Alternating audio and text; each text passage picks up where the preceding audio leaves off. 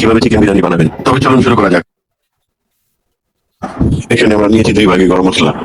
1 ভাগ দিব মাংসের সাথে ম্যারিনেটের সময়, আর 1 ভাগ দিব চালের সাথে। আর এখানে কি কি মশলা রয়েছে এগুলো স্ক্রিনে একটি চার্ট করে দেওয়া হয়েছে, আপনারা এগুলো দেখে নেবেন।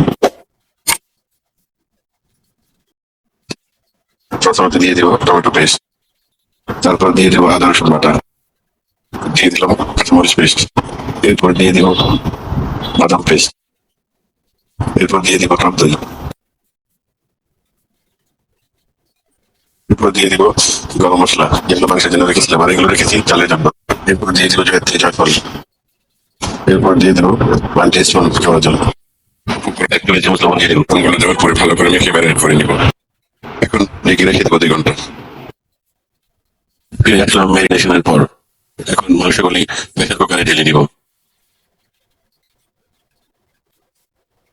দিয়ে দেবো 1 টিস্পুন লাল মরিচের গুঁড়ো, ভেজে ভেজে রাখা 3/4 কাপ তেল দিয়ে দিব ও 1 কাপ নর্মাল পানি দিয়ে দিব। এরপর ভালো করে নেড়ে চেড়ে মিশিয়ে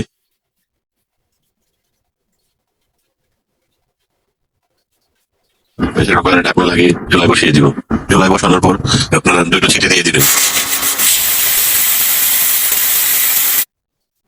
এখন আমরা 400 গ্রাম বাসমতি চাল মেপে নেব, বা আপনারা 3.5 কাপ মেপে দিতে পারেন।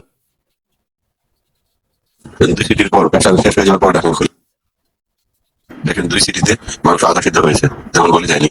এখন একটি ফ্রাই প্যানে আমরা চাল ভেজে নেব। দিয়ে দিলাম 2 টেবিল চামচ ভেজিটেবল দিব রেখে দেওয়া মশলাগুলো। কিছুক্ষণ নাড়াচাড়া করে আমরা চাল দিয়ে দিব। চালগুলো পরিষ্কারই আছে, কিন্তু আপনারা এগুলো ধরবেন না, বাসমতি চাল একটু পরিষ্কারই থাকে। এভাবে আপনারা নেড়ে চেড়ে ভেজে এই পর্যায়ে চালটা হয়ে গেলে প্রেসার কুকারের মাংসের উপর ঢেলে এখন 1 কাপ লিকুইড দুধ দিয়ে দিব। 10-12টা কিশমিশ দিয়ে দিব। এটা অপশনাল, আপনারা নাও দিতে পারেন, তবে আমার খেতে ভালো লাগে সেজন্য আমি দিয়েছি। এরপর 2 কাপ পানি দিয়ে দিব। 1 টেবিল চামচ লবণ দিয়ে দিব। প্রথম আমরা মাংসের সাথে ম্যারিনেশন 1 টেবিল চামচ দিয়েছিলাম, আর এখন দিয়ে দিলাম 1 টেবিল চামচ। ভালোভাবে নেড়ে চেড়ে মিশিয়ে এখন আমরা ঢাকনা লাগিয়ে দিব। এরপর 1 সিটি দিয়ে দিব। মনে রাখবেন সিটি শেষ হয়ে গেলে চুলা বন্ধ করে দেবেন, বাকিটা দমে রাখার জন্য। প্রেসার শেষ হয়ে গেলে ঢাকনা খুলবেন, আগেই খুলবেন না। যতক্ষণ দমে থাকবে তখন বাকিটা আপনার হয়ে যাবে।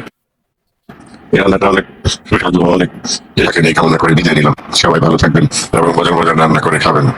আসসালামু আলাইকুম।